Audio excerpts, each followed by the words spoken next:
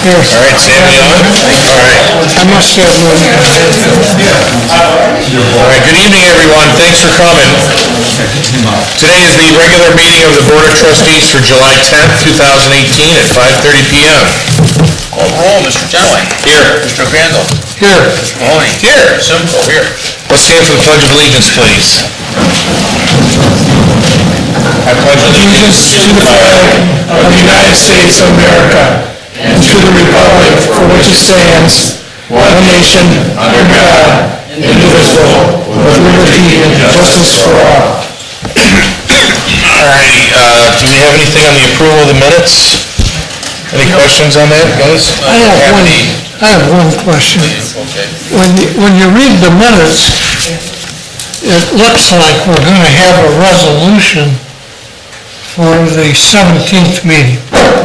But if you look at the article in the paper, John, I think you're quoted saying we won't have a resolution. Are you talking about the sign? No, yeah, the sound. Yeah, at this point it was a discussion on the 17th. Well, the paper though has a quote that we won't have a resolution. My question is, are we going to have one or not?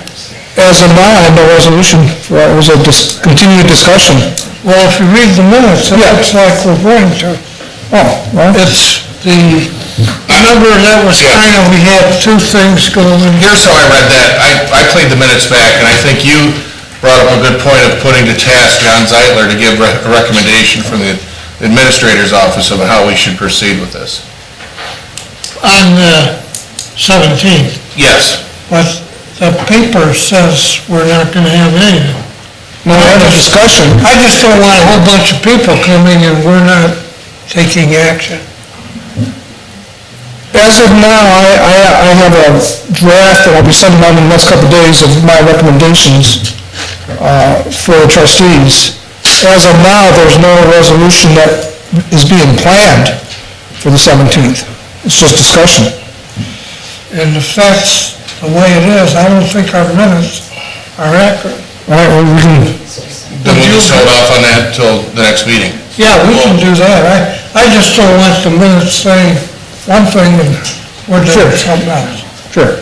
Well, the minutes aren't on the agenda tonight, remember? We just sent them out for you guys to take a look at, and so we picked up. Well, that's my some. question. Yeah. I don't want to approve those minutes when we thought we were going down this road and we're going down. But we can't approve them until next week anyway, because they won't be on the agenda till next week, but I picked up the comments, so we'll look at them, make some changes. They're not on the agenda tonight, though. I thought that was the approval of minutes. What am I?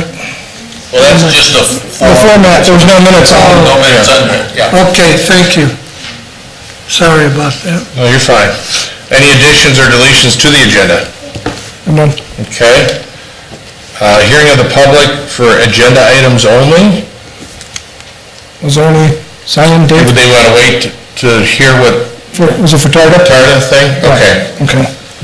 Then while we just, as we're going, let's go into Mr. Gee. Thanks for coming tonight. Mr. Caldwell? Good evening, everyone. Good evening. I'm Jim Caldwell. I'm a member of Sylvania Township in terms of my residency. I have had the distinct pleasure for the last few years to represent the township as a member of the Tarda Board of Trustees. I'd like to thank the Sylvania Township Trustees for your certainly faith and confidence in giving me that opportunity to serve. It's been a pleasure, and hopefully we can continue to do the good work on behalf of the township and our Regional Transit Authority in Tarda. I'm here today to report that a year ago I was here with Mr. Gee, and we heard a desire from the elected official here as well as the residents that they wanted to see a strategic vision for Tarda going forward as a regional transit authority. Well, I'm happy to report that we have the vision, and Mr. Gee will highlight those points after I turn the dais over to him, but that I'm happy to report that I have nudged Jim for the last year or so, as well as other board members, and I think that he's doing a good job a yeoman's job in putting together a process that I think that all of the residents here in Northwest Ohio will benefit from if we're given an opportunity and the resources to move that agenda forward. I'm also happy to report that, according to Jim, 60% of the ridership in Tarta these days is directly work-related. I've asked that he, going forward, drill down further into that statistic and give us numbers that represent the ridership exclusively in terms of work relationships to Sylvania and Sylvania Township. And I've also asked him to do that for the rest of the communities that we serve, and he's assured me going forward he's going to do that. I also wanted to share with you that we have commissioned a study in terms of a local marketing firm to do a poll of the issues regarding the bus service, and specifically to drill down into the funding streams in terms of whether or not it should be left to a millage property tax or whether or not a sales tax. I'm going to allow Jim to report specifically on his findings, but I'm happy to know that we've made those good faith efforts as a result of the request that we got from this body a year ago to set the standard, to set a vision for the future and go forward. So based upon that aspect, I'd like to have Jim come to the podium and give his report. Thank you. Thanks, Jim.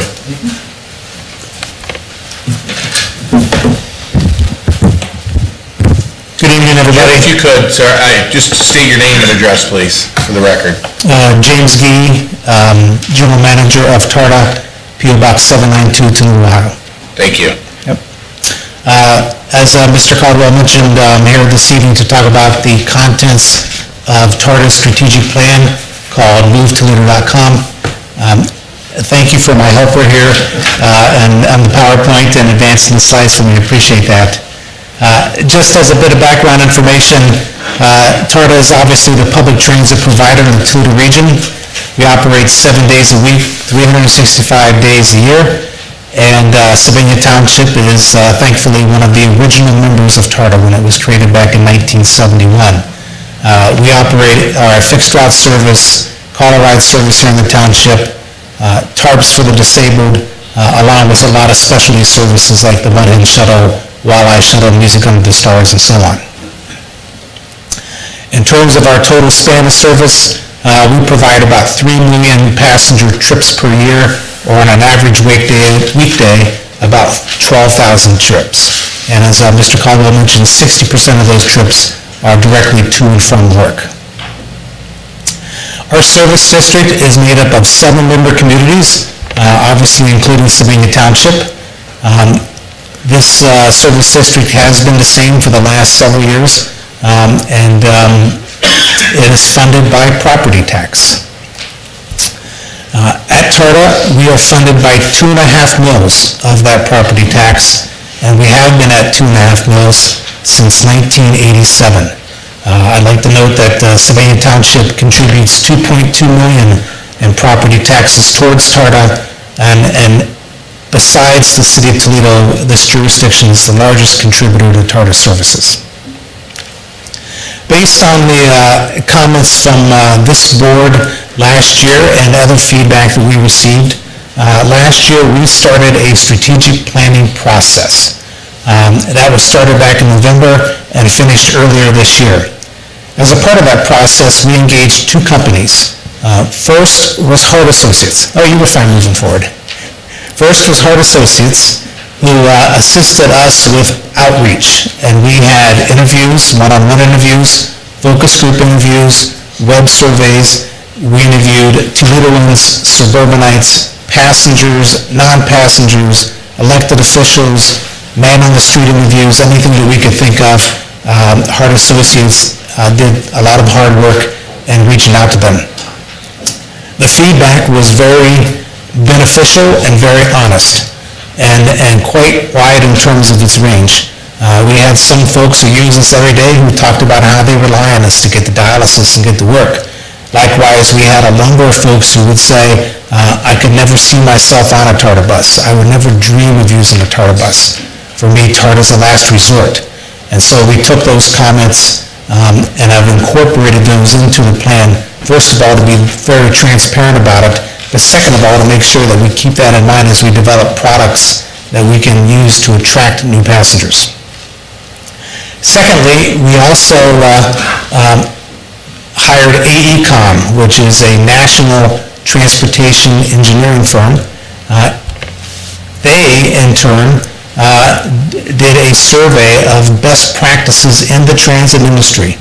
And ultimately, they wound up interviewing about 56 different transit systems across the country, have collected those best practices, and we've incorporated those best practices into our strategic plan moving forward.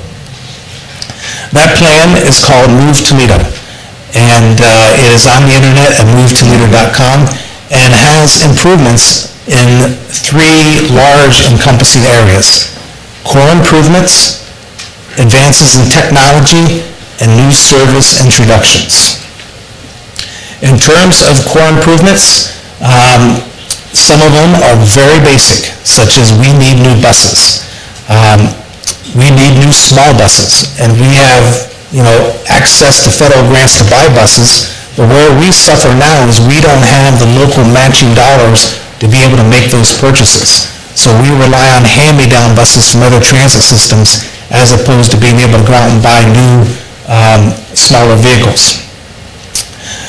Another core improvement is a complete restructuring of our routes, and just imagining what TARTA could look like if you redesigned it from a clean slate, from the ground up, and how would that service look? Would it be more suburb to suburb? Absolutely. Would it be less centered on downtown Toledo? Yes, absolutely. But basically taking a look through a lengthy process of redesigning the entire system from ground up. Other core improvements include refreshing the brand, which has been the same since the late 1970s, and also the change in the funding structure, which I'll talk about in a few minutes. Secondly, we have a number of recommendations on advances in technology. Things such as being able to use my phone to pay for my bus fare because passengers just are less likely or less wanting to carry cash anymore. To be able to have online scheduling for TARPs and Colorado, which is something that we hear from our passenger base quite a bit. To look at alternative fuels, and then also to be very forward-thinking and look at autonomous or driverless vehicles and that technology and how it will impact on service. This vehicle on the screen here is a bus called Ollie. It's a 3D printed, all-electric autonomous vehicle powered by IBM Watson. This size bus and the driverless features are really the future of public transit, not just in Toledo, but everywhere. And we need to be forward-thinking and get in front of that technology so we can leverage that and the advantages that it brings for our system. Next, we have a series of recommendations for new service options, such as a van pool program, which will serve residents of the service district who work in places like Findlay and Ann Arbor and Detroit. And also a Uber type of service, which is one of the things that we heard loud and clear. We believe that we can out-Uber in terms of being able to put a product on the street. And if you think about the issues or the concerns that folks have about Uber, you're not sure of the driver, you're not sure of the pricing because of peak pricing, the experience is inconsistent from driver to driver, vehicle to vehicle, and if you're a person with disabilities, or a senior, or someone who needs a little extra care, or even just a person with a stroller, Uber is likely not a good fit. What we can do is we have drivers that are all background checked. We can purchase accessible minivans. We can now purchase the Uber software right off the shelf, and we can put a product out there that will help individuals and agencies both and allow them to save money and attract new customers. So where we are in the process now is the plan was released in May. Some of the improvements inside the plan are already underway, such as eliminating the downtown loop in Toledo and consolidating that into one facility, such as in the new agreement that we have with the University of Toledo, where as a part of that contract, we'll be carrying students, faculty, and staff, and they will be able to ride just by showing their ID. Such as a van pool program, which we announced in a board resolution last month, such as the autonomous vehicles, which I talked about earlier, where we announced a grant recently of $1.8 million in federal dollars to bring this technology to Toledo next year and start testing it in live situations. In the plan itself is an implementation schedule. You'll notice that this chart is labeled original implementation schedule because after the release of the plan in May, we already released our first update.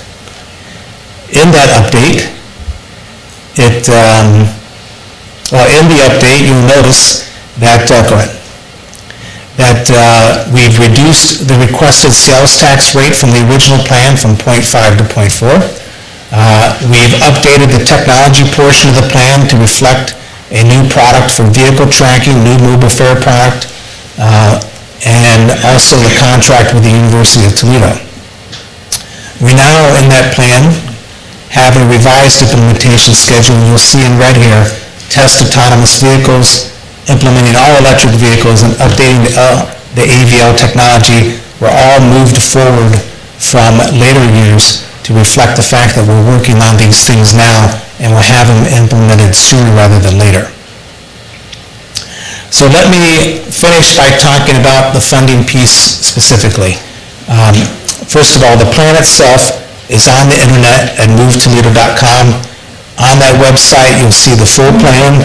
You'll see a presentation similar to this, a little one-page sheet, and a video that outlines everything that we're trying to do with this plan. In that plan, there is a proposal similar to last year, in that we're requesting the voters have a choice to choose between sales tax and property tax. As a regional transit authority, we're one of the very few entities in state government that can give voters that choice. And right now, we're at 2.5 mills of property tax and have been at that 2.5 mills since 1987. The other systems in the state of Ohio who had property tax have already switched to sales tax. And in essence, we're getting left behind. Last year, we had proposed a 0.5%. We've now reduced that to a 0.4% to take advantage of a change in state law that was released last year.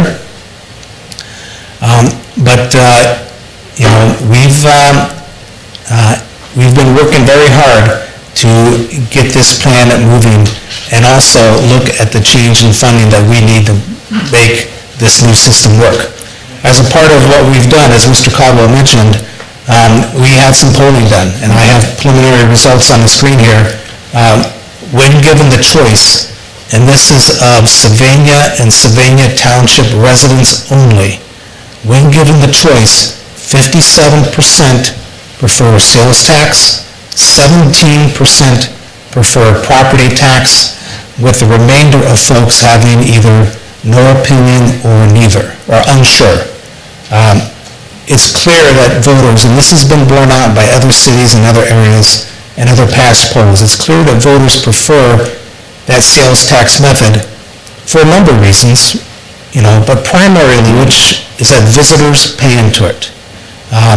Yes, sales taxes are pay-as-you-go versus the property tax bill, but here in Lucas County, 30% of our sales tax revenues are from visitors, out-of-town people who come in here, make purchases, and help support the local economy. So ultimately, what we would request is a resolution to allow this to be forwarded to the voters, to let the voters decide if they want to choose to remain at 2.5 mills of property tax or instead switch to a 0.4% sales tax. I will note that the poll results that we have say preliminary. Those results will be finished by tomorrow evening, and I would be happy to have our survey taker come to the next trustee meeting if you wish, and give her results on the poll itself. That concludes my formal remarks. I have a question for you, Jim. On the poll that you have, do you have a copy of those questions for us to review? And secondly, did the public, did you use the sales tax language as a sales tax, or was the polling the percentage of the sales tax?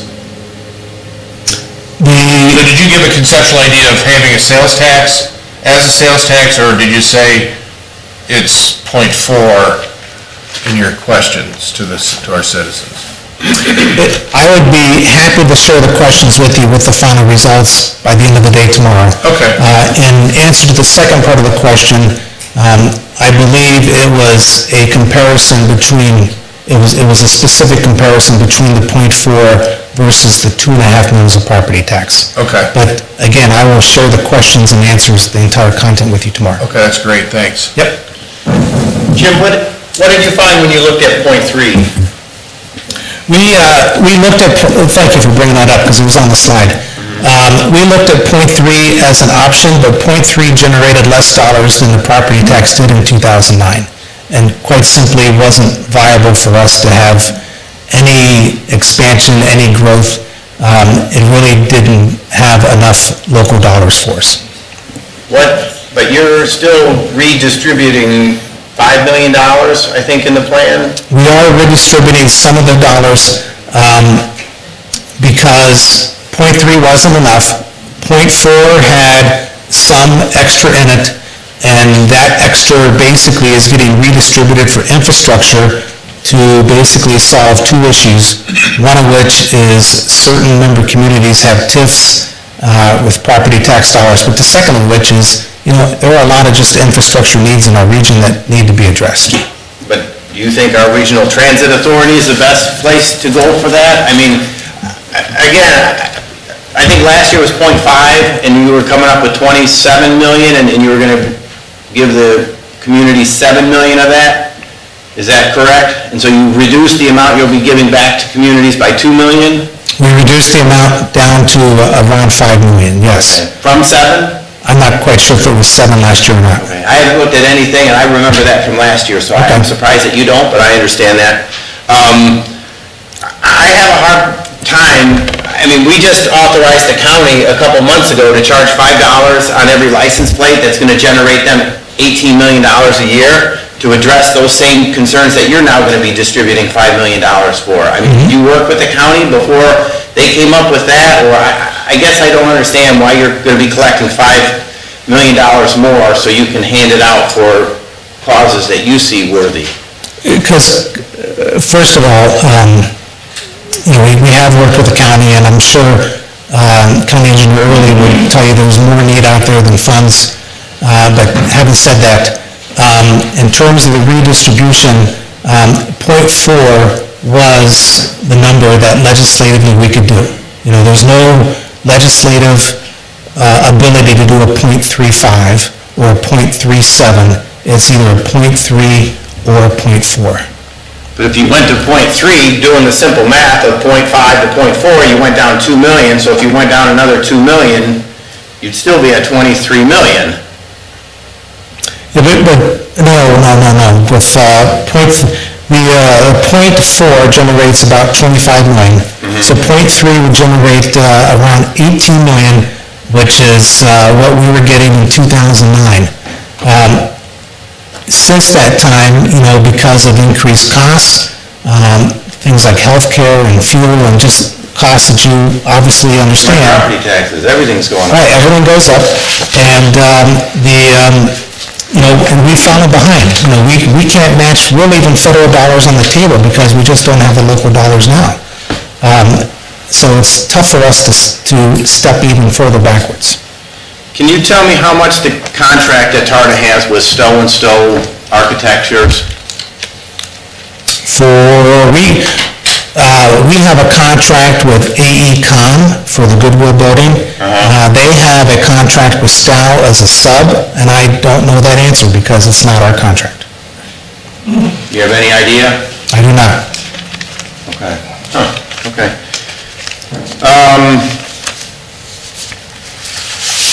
I think certainly it was in my head when Mr. Mahoney was very clear, and he did a great job last year of asking you guys to come back with a plan. And I mean, I really thought a plan would be more of a business plan to see, what percentage of the population do we already serve with the existing communities, and what you expect to grow by adding the additional county, and some of those routes, you say we're going to completely restructure routes. I mean, I would have thought we would have seen some of that information on the plan, and I mean, I understand it's tough to do because you don't have the money yet, and so you don't want to plan too far out ahead, but still, I think in order for us to say, here, we're doubling the amount of tax dollars that you'll be receiving, I wanted to see some sort of concrete plan that says, hey, this is how we're going to provide better service to the community, and saying that we're going to out-Uber when I don't think, do you know what an Uber driver makes? Well, it depends how much he works, but it's minimum or how much above minimum. Let me go back, if I could, to your comments on the business plan aspect.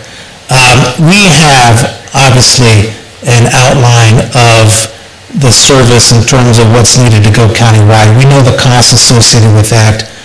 We have those business plan elements. How did you get those if you don't know some of the population and things that I just asked? I mean, how did you come up with those figures?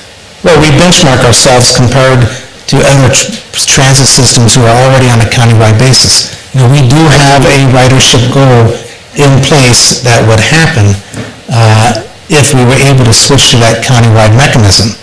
I didn't present that tonight because I was focused more on the strategic vision aspect of the plan as opposed to the more tactical nuts and bolts portion. Okay. Jim, I'm wondering, do you have an approximate cost of this plan? I assume you took that out of your budget? How much have you spent? And I know you're changing as you go, I get that part. What is the budget? The increase in local dollars would be about $7 million per year, from about 12 and a half to about 20. I'm saying, what have you spent on the plan you're in, the strategic plan? What have we spent on developing this project? Well, you're not quite done yet, as I understand it. You're still, hopefully you're moving ahead, Yeah. but you don't have the money yet. What have you spent to date? Well, the development of the plan itself was around $80,000. $80,000? Yep. To Hart and Associates? That's partially for Hart, that's partially for AECom. What percentage? I'd have to get that to you, John, I'm not quite sure. So, but in answer to your question, Mr. Crandall, the projects that are moving forward now, such as the elimination of the downtown loop, such as the autonomous vehicle project, those are projects that are moving forward because we've identified local match. Dollars from other entities who can help support the project, so we're not spending target cash. And the 80,000 is just the study.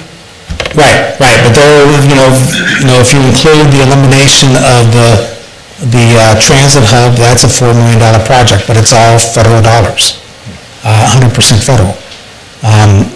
If you look at a FAIR app, which we hope to be announcing within the next month or two, that's a much smaller contract, but again, it's federal dollars. All federal.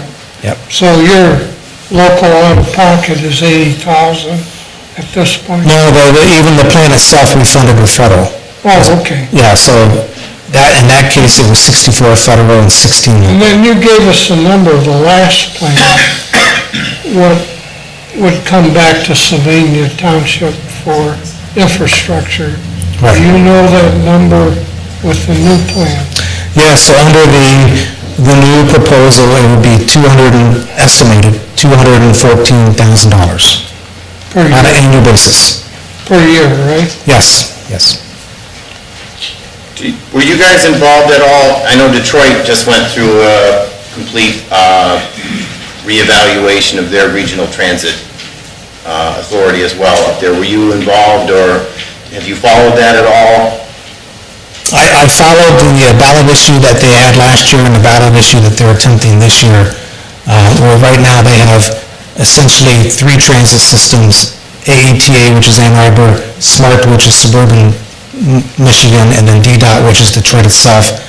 There's been an initiative to merge those 3, or at least have one organization oversee those 3, and it's still working its way through the legislative process.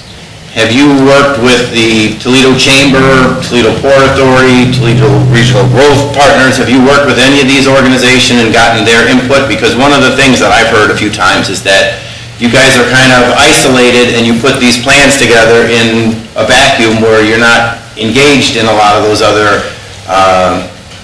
So we've done significant work with the Port Authority in the past.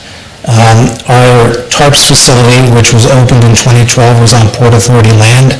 They were a partner on the funding stream, they were a partner in the design. We have a great relationship with them.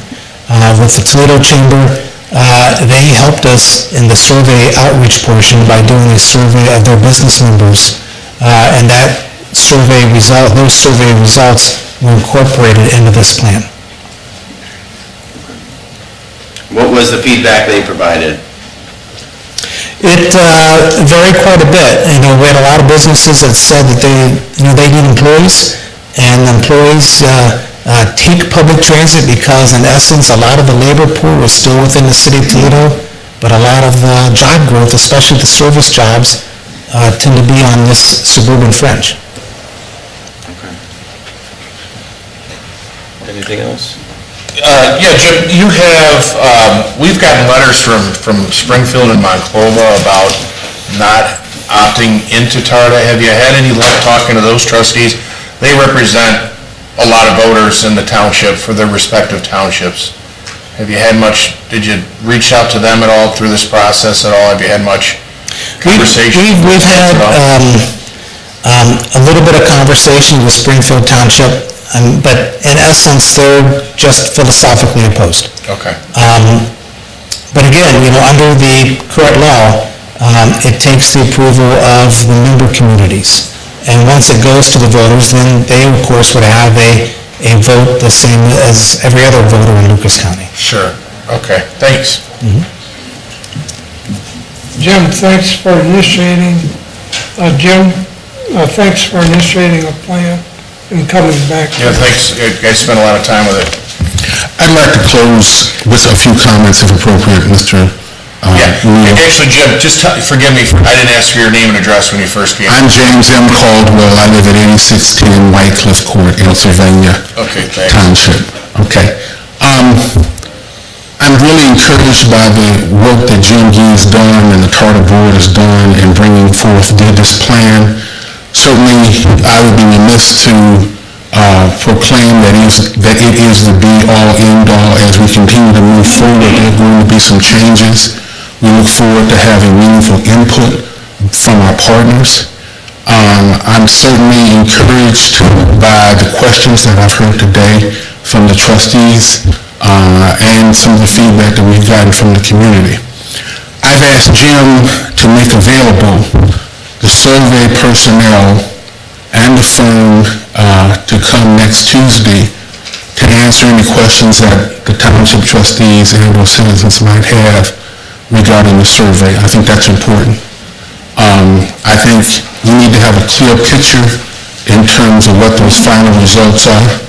If I may put my local residence hat on for a moment, as a taxpayer, as a person who begrudgingly supports a lot of tax levies in this community, because I think it's the right thing to do, any millage relief would be certainly very much enjoyed and welcomed by myself, and I'm sure by many others in this community.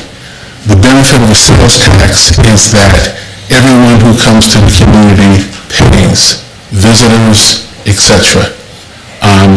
It would be a shame, in my opinion, for us to do all of the good work, to have dialogued and not have the opportunity for the citizens to weigh in with an individual vote in terms of whether or not we move to a sales tax or remain on the millage level revenue side. Based upon those facts, as a citizen, I would personally love to have an opportunity to make the choice between the sales tax and the millage proposal in terms of paying for the Regional Transit Authority. I continue to look forward to the opportunity to serve and to represent the township. Again, I've asked Mr. Gee to certainly reach out to all of our potential partners and to respond to all of the questions that you all may have as I represent the township. Thank you so much. Yeah, Jim, thank you, by the way, for being on, we appreciate your... Mr. D, if you could email me how much Mayor Stiles' contract is with you or AECom, I would appreciate it. All right, thank you. Thanks. Jim, thank you for your service. Yeah, thank you, guys. How many years have you served there? I think I'm getting my fourth year, and it's a joy, and believe me, I've had several conversations with Jim Gee about this entire process and how we deliver better quality services. Let me apologize in advance. I won't be at the meeting next week because I've got a work commitment I've got to maintain, but I certainly want to make sure that you all have all of your questions answered and that we continue to operate in a forthright manner as we try to present the data not only to this community, but to the communities that we service here in Northwest Ohio. Okay? Thanks, Jim. Thanks for your service. Let's, we'll go down the agenda items here. If Sign any, it. oh, you got to sign. Yep, I got to sign it sheet. I missed it. I thought you were going. Oh, no. Doug Klutz, are you here? Would like to say something? Questions and concerns were answered by the presentation, so that was good. Okay, thank you. Thanks for coming tonight. Jim, we've got you. Jessica Weinberg. Hi, Jessica.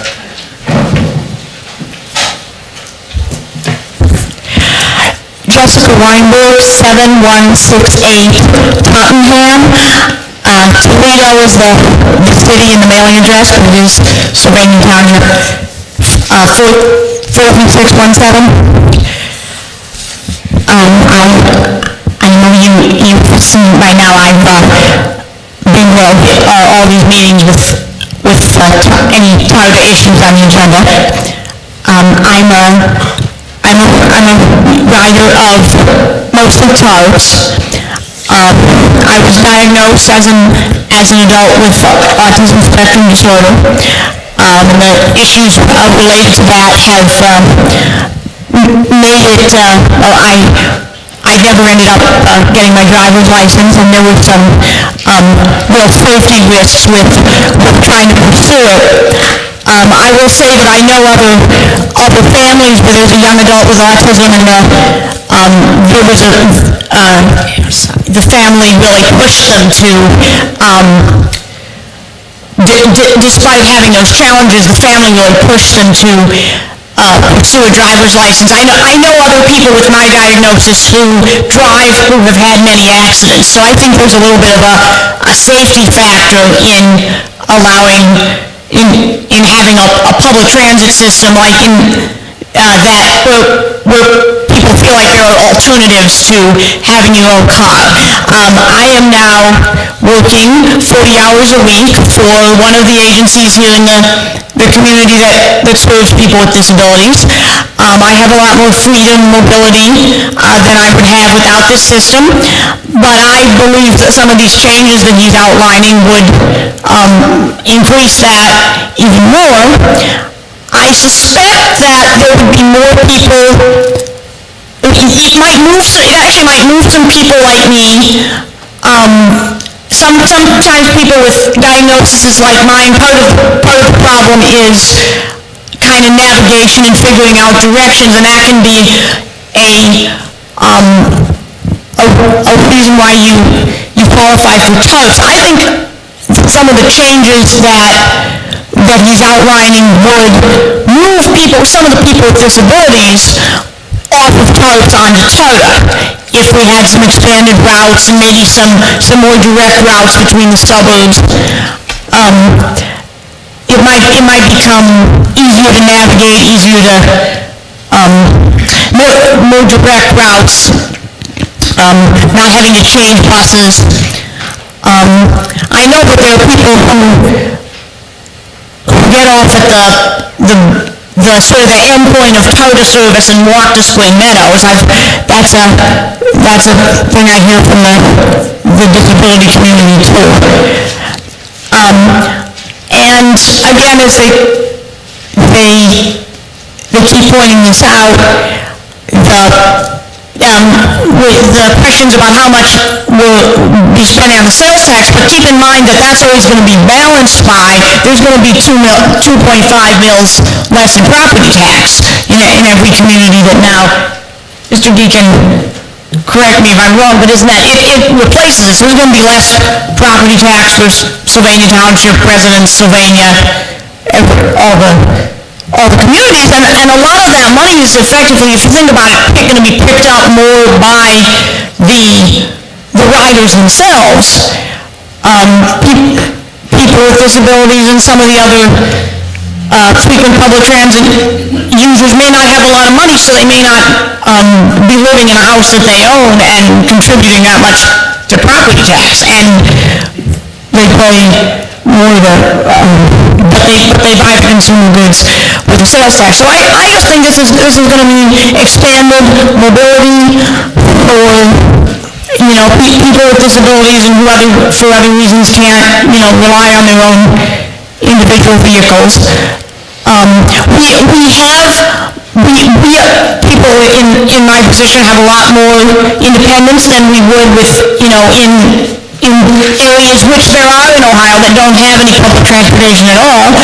But I think this would improve it, and in general, I don't know that I have the exact numbers for this community, but I know it's 2.5 mils less in property tax. But I think in general, being able to, as you mentioned, 60% of the trips are to work. Think about if all of those people, didn't have access to 60% of whatever that portion of the public transit users that are going to work. If they didn't have that access, I'm sure there would be a cost in taxpayer dollars or some kind of public assistance in some other area because they wouldn't be, for some other program, because they might not be able to work. But again, this would mean access to the whole county. Sometimes you do have to make choices about where you can work, where you can go, based on where charter and tarps go. So yes, I see this as a benefit to people who would be paying less property tax, but also people who have expand their public transit access. Thank you for your comments. Appreciate it very much. Angie Hall? I did not have any comments. Okay, Angie, thanks for coming tonight. Penny Levine?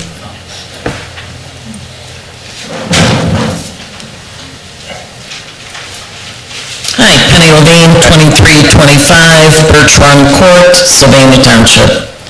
I think we've been here before discussing this, and it was a few years back when this was brought up, but then got sidewinded because of other projects that the county had chosen to approach first, and this was put on the back burner. But the concern... Wasn't it? What's that? It was last year. Not last year, but even before. It's been on a few times. Yeah, even before last year, it was discussed about sales taxes. That's always been the problem with property tax or go to a sales tax. I myself, with now what I know what the plan is, I would encourage that we look at giving that a chance with a sales tax, letting other people help pay for a system that now looks like it is progressing, bringing us out of just transportation, but looking at other fuel-friendly, kind of ecologically friendly systems that could be put out there. Uber, I've used Uber quite a bit in the last year and a half, 2 years. As a female, needless to say, you're always taking a chance, wondering who that person is that's coming to pick you up from the airport, drop you off, moving from the rental car agency, this, that, and the other. Let it be whether it's Detroit, whether it's Fort Lauderdale, Miami, Charlotte, wherever. I've been using it quite a bit, and unfortunately, it beats using them a taxi service, which is 3 times the amount. But it's a scary issue.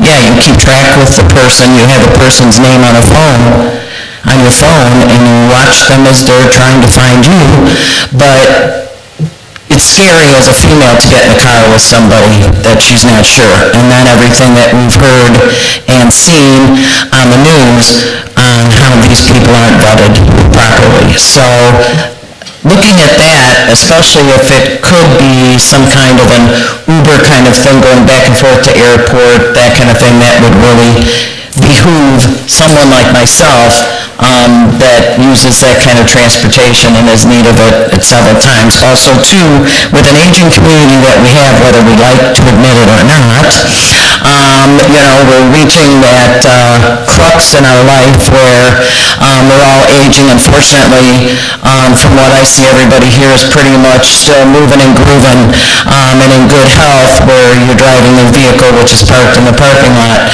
Sometimes, at some point in time, that's not gonna be for all of us. And don't rely on your kids or expect your neighbors to haul you around, because that's not gonna happen. So I myself know that from past experience over the last 3 or 4 years. So I had call-a-ride that, thank goodness, had dropped me off at meetings here and took me wherever else I needed to go throughout the day. So it does work, and you can't take advantage of that. The system that we have right now is good, but there's always room for improvement no matter where and what you're doing. And I think what the plan was today is a wonderful plan. I hope that every aspect of it, including a decent TIF, which may be transportation, I don't know if sidewalk cleaning is something that is written into that kind of thing, because that's always been an issue as a former member of Cater and TMACOG Transportation. That was always brought up about those that aren't compliant with cleaning off ice and snow on sidewalks that someone in a wheelchair or a walker needs to use in order to get to the stop. That, as far as a city and suburbs, we've fallen short on making sure that is taking place. So, I think it's a fantastic program, and I hope that it's given great thought and consideration, and it would be wonderful to have that taken off of our taxes. Okay, thank you. Thanks, Penny. Thanks for coming back. Robin Miller?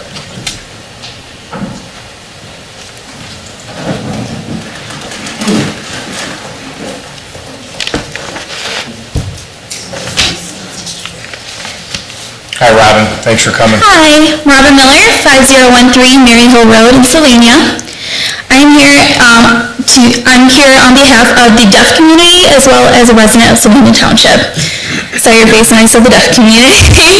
It is a very underserved community, and I actually had the chance to see this presentation previously, and I have talked with Mr. Gee, and some of the money will go to update technology within the buses and to be able to communicate with the deaf passengers. There are many deaf members, or many members of the community that are deaf that do rely on TARDA and TARPs to get to and from work. Taking away that, if we keep this millage, services aren't going to improve, or they're going to be pretty stagnant. If we are able to have the sales tax, they'll bring more money, they'll bring better technology, and as it was previously mentioned, this is an aging community. Many people are going to lose their hearing. Many will rely on captions. That is part of the technology that will be in these TARDA buses and TARP buses and these Uber and vans. So on behalf of the deaf community, we definitely support the sales tax over the millage. Now, as a resident, I actually grew up in Bedford, which is right over the line. I spent so much money, my family spent so much money in Toledo. As a resident, when I found out that we could have part of our property taxes lowered and to split the sales tax, I was a little thrilled. Our property taxes are pretty high, and as a younger generation, it is hard to afford Sylvania Township, but we made it work. If we are able to lower the property taxes, that would be phenomenal. There are many people that travel to Toledo, to Sylvania, and spend money here, and that would bring more money to public transportation, which is desperately needed in this community. So please give the residents a chance to vote for the sales tax over property tax. Thank you. Thanks, Robin. Okay, that is the end of the agenda, people that signed up for the agenda items. So with that being said, Jim, yeah. There was another sign-up form, right? Oh, is there? I'm sorry, for the agenda items? Okay. I've got non-agenda here. Sammy, do you mind grabbing those? There you go. Thank you. Okay, got a few more here. So Tim Porter.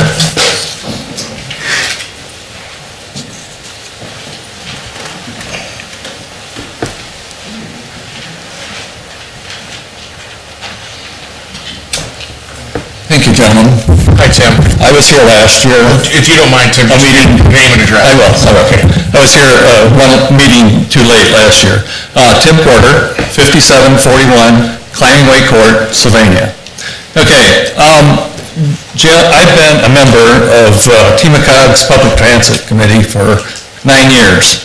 And it didn't take me long to be on the committee to realize that TARDA was always short of money, and that they needed to grow. You cannot provide a service that everybody needs if you're always trying to find out where you're going to pay your next bill, how you're going to get your next bus, how you're going to get this. So this is something that we've had on the table for at least 8 years about increasing the sales tax and getting rid of the property tax. And as noted last year, about 30% of this sales tax will come from people who do not live in Lucas County. So that's an advantage to everybody that lives in Lucas County and uses the service. We have an opportunity here to help this region grow, and you cannot grow if you do not have good public transit. This is an opportunity. It doesn't mean it's going to pass, but at least we can give an opportunity to the voters to see if they want it. And I think that's what we need to do here. This is just, Sylvania Township is just one of 7, and it's a whole region we're talking about, not just Sylvania Township. So I hope you guys vote for this, because I think it's important for the region. Thank you. Thanks, Tim. Greg Komisarek.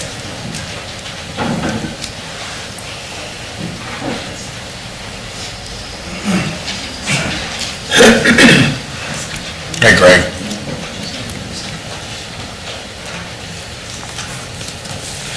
Greg Komisarek, 2520 Heisler Road, Toledo, Ohio, 43617. My concern with bouncing this from being a property tax to a sales tax is being a sales tax, it's not going to be a whole lot on, say, buying a pack of gum. But how's it going to affect, like Sylvania Township has the Central Avenue Strip coming through there? You put a 0.5% sales tax or 0.4% or whatever we're calling on the purchase of a vehicle or the purchase of a house or anything like that. That is a huge chunk of change. At some point, we are going to be outsourcing our revenue because you have the extra tax on there that's going to push somebody to go elsewhere. That 0.5% on a $100,000 pickup is a very large chunk of change. I agree that TARDA is something that is used by the community.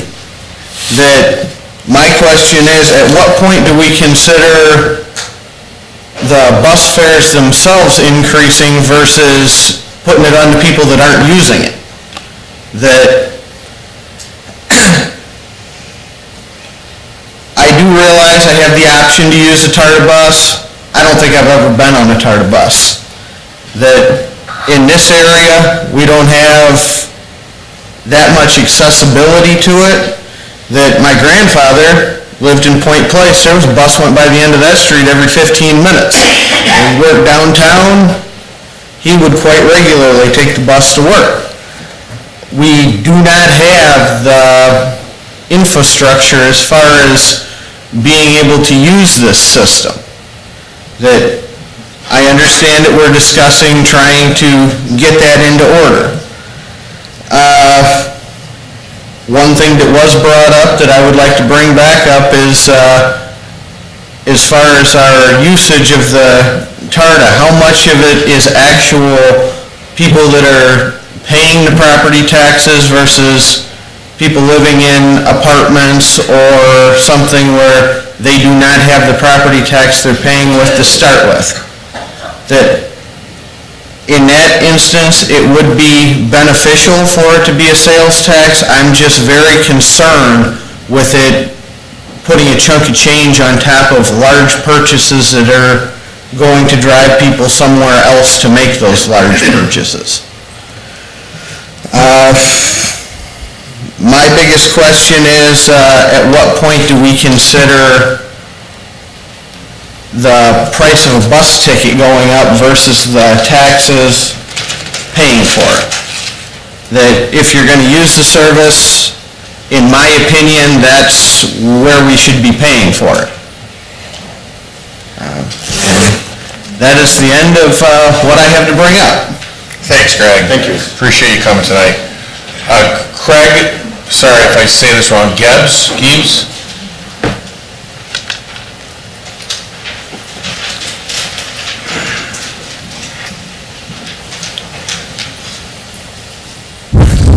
Hello, my name is Craig Gabers, 6916 Clayster Road, Sylvania Township. Hi, Craig. Hi. The reason I'm here today is I'm going to talk on 2 points. First of all, my professional experience. I run Ohio Means Jobs, Lucas County. We work with various employers every day. The biggest challenge employers are having today is finding a workforce, and a qualified workforce. One of the other challenges is trying to find people to get to job opportunities. A lot of the jobs, for example, that are growth opportunities that we see is examples of jobs such as Detroit Manufacturing, or the new Dana plant, or the Jeep plant. But we also have a lot of job opportunities in the healthcare field, such as Sunshine, Ann Grady, and other opportunities that are outside the bus line. One of our biggest challenges in our community is getting people to work. If you ask people who are low income, one of their biggest challenges is having transportation. We don't have a good transportation system to get them to the jobs that are out there. We have a responsibility as part of economic development. If you talk to people in economic development, the most important thing people are looking for in economic development is finding people and having a workforce. And if we can't get a workforce to jobs, we're going to have people sitting at home not working because they don't have the resources to get a car. Okay? We see this in a lot of the low-paying jobs, from a nurse's aide to a person who works in the food service area. When I think of what I access here in Lucas County or in Sylvania Township, because I stay within a 2-mile radius, a lot of the services that I buy, to be very honest, is food service at the restaurants, or when I go to the grocery store or the retail store. A lot of those are low-paying jobs. A lot of those employers are struggling to find a workforce because we can't get them to where they need to go. We have to create a future for individuals. Economic development is really, really important to our community. So I took a look at a couple things of the 8 metro areas. Of the 8 metro areas, only Lucas County does not have a sales tax. All the other areas have a sales tax. Now, why is that important? And what the other data I looked at? I started looking at unemployment rates of those areas. When you take into consideration, Lucas County has the second highest unemployment rate of those counties at 5.1%. That is of May of 2018, at 5.1%. Cuyahoga has an unemployment rate of 5.2%, and they have a 1% sales tax for transportation, for public transportation. Mahoney, which is Youngstown, has a 5% unemployment. They have a 0.25% sales tax. Stark County, which is Canton, has an unemployment rate of 4.4%. And they have a 0.25% sales tax. Montgomery, which is Dayton, has an unemployment rate of 4.1% with a 0.5% sales tax. Hamilton, which is Cincinnati, has a 3.7% unemployment rate, and they have the city of Cincinnati that has an income tax, and they are seeking a sales tax on the ballot. Franklin, which is Columbus, has an unemployment rate of 3.5%. What would be the opportunities for our community to increase our employment rates? How much more money would people be spending in our community if we had everybody working who wanted to work and had the opportunity to get the jobs? The other thing I looked at is starting to look at median household income for those counties. Lucas County has the second lowest median income of $42,072. Compare that to Franklin County at $49,000 median income. It's important that the voters have the opportunity to vote on this. That's all we're asking. Economic development is important to our community. It's important to our bringing people to Lucas County. We talk a lot about brain drain. When you talk to younger millennials, they talk about not wanting to have a car, not wanting to drive. If you have a good public transportation, they'll stay here because we'll be able to bring better jobs to this community. I think it's important that we invest, and we invest to help those who do not have always the resources, or people who do not have the ability to get to work due to some disability. Okay? Now, I talked about my professional experience of working with employers every day, okay, and listening to employers of what they say, what they need. That's important to this community. I also listen to people who are job seekers who want jobs, and they want to work, and they want to get to the good jobs. We have to be creative and innovative. There are jobs coming in right across the border in Wood County, such as First Solar, Walgreens Distribution Center, that will create good paying jobs for a lot of individuals.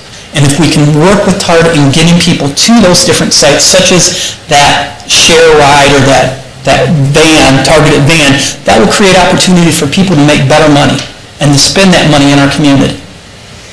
Now I want to talk about my personal. I have a daughter. I have a daughter who is on the autism spectrum. I didn't choose, and our family did not choose autism. We chose to live in Sylvania because it's a great community, it's a great school system. I have 3 typical children who have been very successful in their careers.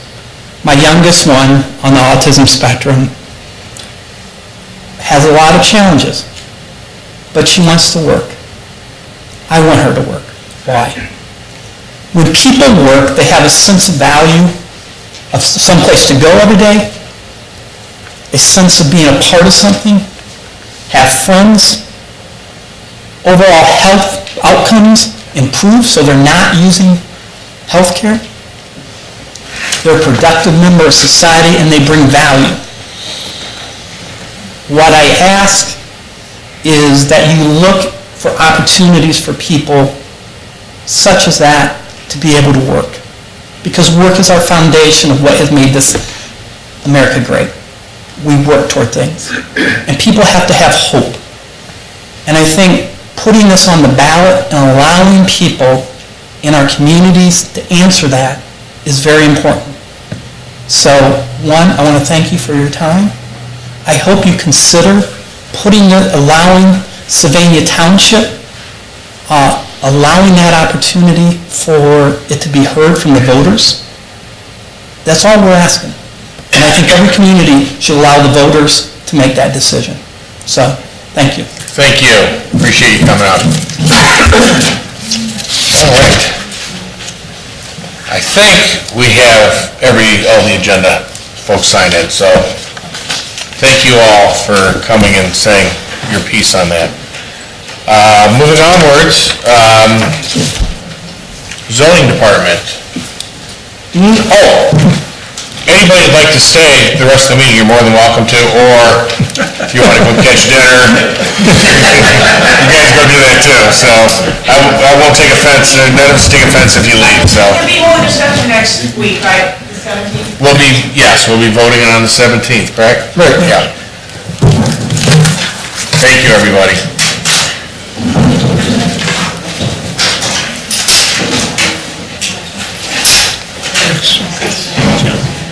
See you, Jim. Good to see you.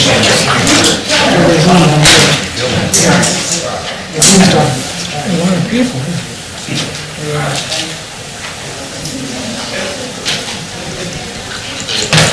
Hello, Dean. Hi.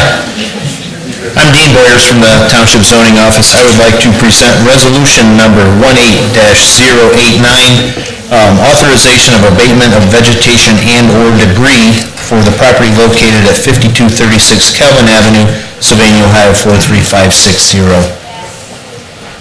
I'll move resolution 18-089, authorization of abatement at 5236 Calvin.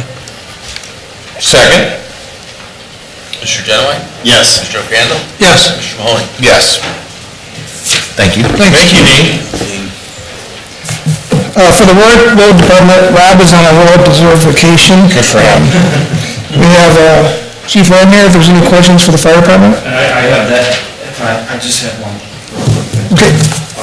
Last meeting, Mike Ram, 6868 Randallhurst in Sylvania. Mr. Genowine had asked us to come up with some numbers on facilities, number of beds, incidents, and that over the last 3 years. And my administrative staff worked on it. We just got it done, so I didn't get a chance to give it to you. So I'll give it to you, and whatever questions you have, as you all have my cell phone number, so. Great. Good job. Thank you. Gosh, that's yours is a little different because I put taxes on the back that you wanted. a quick turnaround usually. Thanks, Mike. I got good people. It was Mr. Crandall that actually brought up the tax portion. Yeah, I'd but like it's, to, could I get the tax one? Thank you. I only have a couple, sorry. That's okay, thank you. And I got one from I'm sure this will be an ongoing discussion, so thanks for getting it started. Want me to put this, I'll put this in your inbox, but he doesn't have enough. You can probably email it to all of us as well. Yeah, I'll resend it if you want to do that. Thanks. We just got done with it today. Great. Police? Chief, do you have anything for the trustees? I do not. Trustees, do you have anything for the police? The exit of the fireworks go pretty well this year, or? Yeah, very smooth. Good. I was impressed with how things are handled. Great. I have one resolution on the administrator. This is resolution 18-90, authorizing the township administrator to enter into a contract for additional legal counsel for workers' compensation issues. Earlier this year, the law was changed for workers' comp, which allowed cancer to be possibly classified as a workers' comp claim. It's a new law, and there's not much expertise in this. This firm that we're hiring is experts in workers' comp. We've used them on and off since 2009 occasionally. We talked to the prosecutor's office, and they agreed that this firm is the preeminent firm for workers' comp, especially the new change in the law. So this resolution authorized me to enter into an agreement with them to represent us in this worker compensation case for any cancer claims. I'll offer Resolution 18-090, authorizing Township Administrator to enter into legal contract for workers' compensation issues. Second. Mr. Mahoney? Yes. Mr. Crandall? Yes. Mr. Genowine? Yes. Thank you. And Mr. Simcoe? Just one resolution, Resolution 18-088, the Township Appropriation Unencumbered Balance. As you can see, it's our OPWC local share for projects here. Unfortunately, I don't think, Rob's not here to give us any more detail, but it's something we've expended in the past. It's just have to be our local share, what our local share is this time. For Resolution 18088, Township Appropriation from Encumbered Balance. Second. Mr. Genowine? Yes. Mr. Crandall? Yes. Mr. Mahoney? Yes. That's all I have. Any open discussion with the trustees at all? Hearing of the... Hey, I do have one thing, I'm sorry. Yeah. Through the discussion on the noise resolutions, some of the people that I've been hearing from have complained that they are not aware of what we're doing up here. And one of the things that they brought to my attention was the feral cat issue that we had.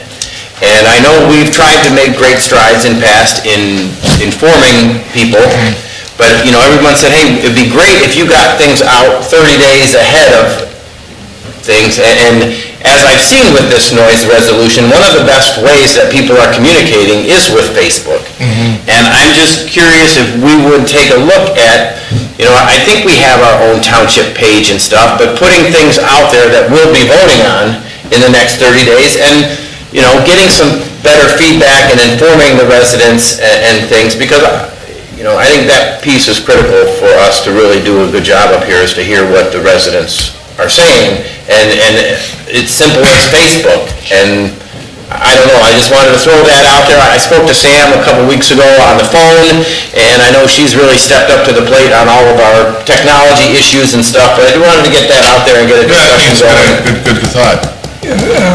I'm not sure about 30 days, but I think, let's take the noise issue. If that's not ready when the next agenda goes out, and by the minutes, that's supposed to be a first reading, then let's not do it. We either ought to be ready, we get, sometimes I'm as confused as the people out there. The last time, we actually had 3 different versions. We had a second reading, Neil, you had a version, and John, you had a version with Burrell. Well, that's... And the public had a different version. We got to, yeah. And then, I don't know, I don't do Facebook, but, how do you reach a consensus when everybody's talking about 3 or 4 different things? And I would say, if we're not ready with the agenda and the attachments, then don't put it on the agenda. When are our agendas posted? Friday So before. let me go through the process really quick so it's very clear. So let's say for today, for example, the Tuesday of a trustee meeting. So the Friday before a trustee meeting on a Tuesday, that agenda is published to the public and is released. On Thursday before the meeting, so the day before Friday, I send it out to the trustees and ask if there's any changes or additions that you see fit.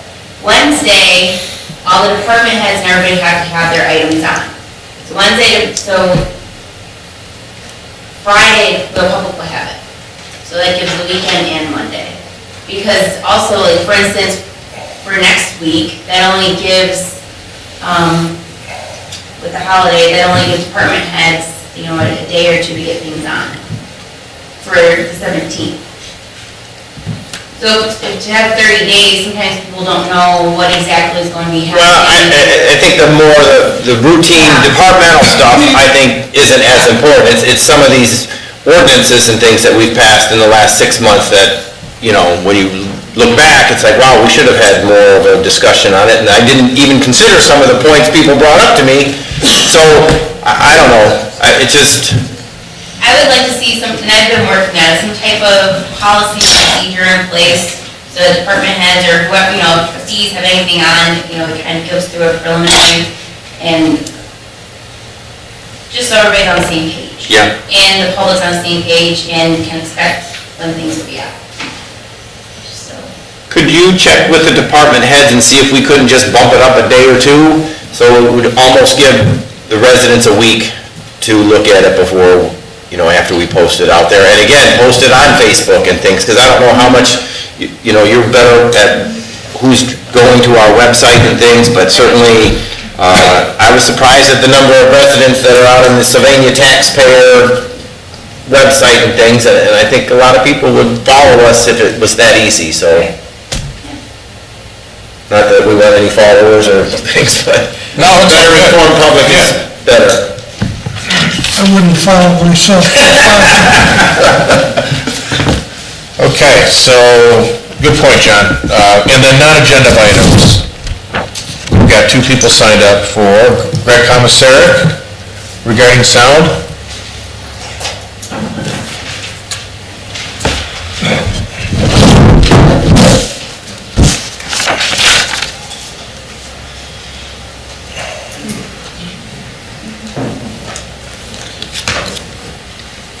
Greg Commissaric, 2520 Heisler Road. My big concern this time was, what do we have coming up as far as our next reading for the sound ordinance proposed resolution? That I stopped in about a week ago or so, picked up what we were considering as our resolution. I emailed in asking about getting a digital copy of that so that I could forward that on as well. And we're not 100% sure on what we're actually reading next week, or do we know exactly what's going next week, or? At this point, there is no ordinance. The ordinance from last meeting was withdrawn. There is no reading of an ordinance at this time. Once again, in the next day or two, I'll send out my recommendations, but once again, it's only recommendations to the trustees. But as of now, there's no ordinance being considered at the next meeting. Okay.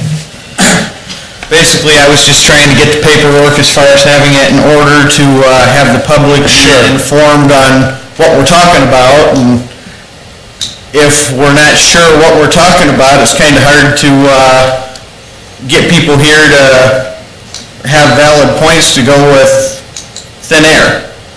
So, that was my biggest concern tonight. Thanks, Greg. I think for clarification, if it's okay with the trustees, we can see at this time there will not be an ordinance on the next meeting. It'll be a discussion only, if that's... I'm fine. So there's no confusion, so we'll put out that there is, there won't be an ordinance, there will only be discussion. We probably should, Dave, take a look at good look at those minutes.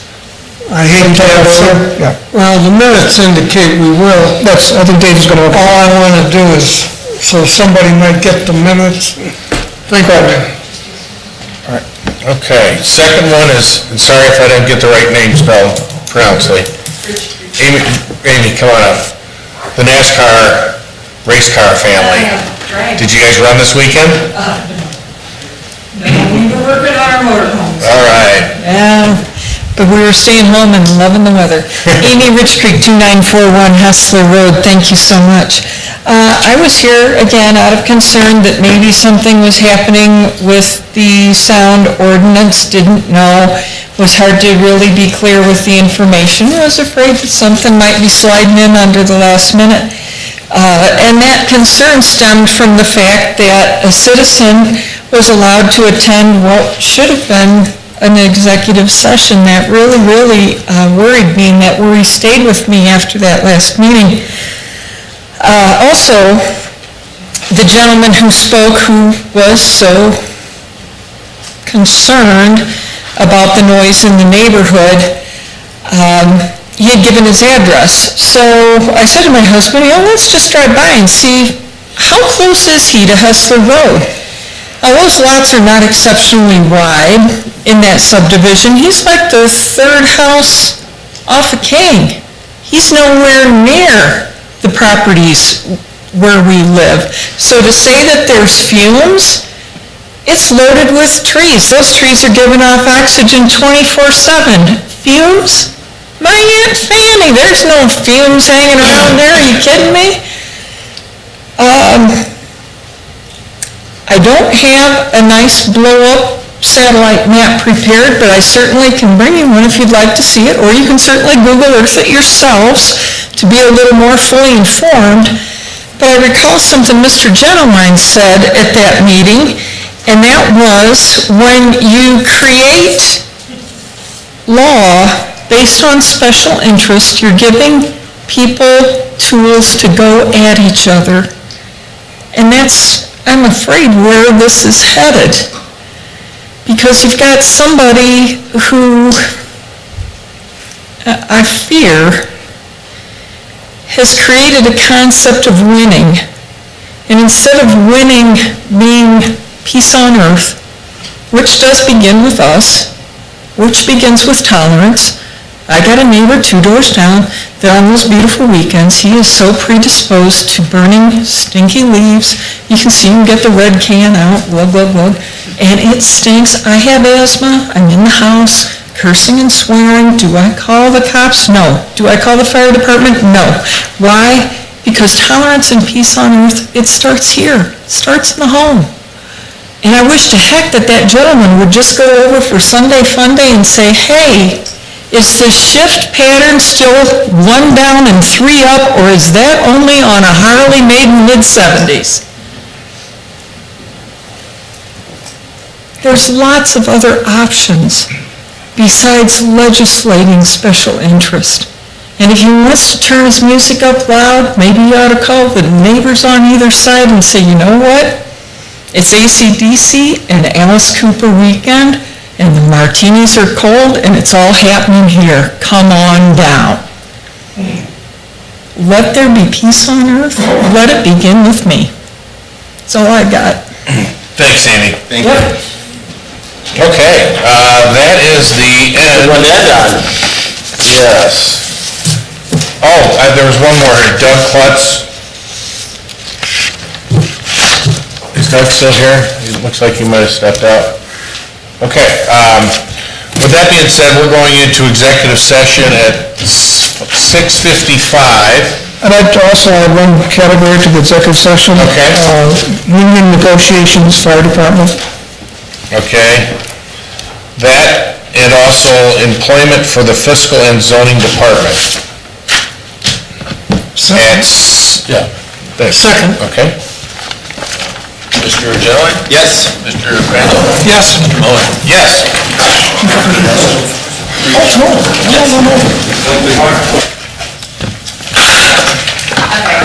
All right, I'd like to make a motion to come out of executive session at 7:48. Second. 38, sorry. Mr. Genowine? Yes. Mr. Crandall? Yes. Mr. Mahoney? Yes. And I'd like to, taking no action this evening, I'd like to motion to adjourn at 7:38. Second. Mr. Mahoney? Yes. Mr. Crandall? Yes. Mr. Genowine? Yes.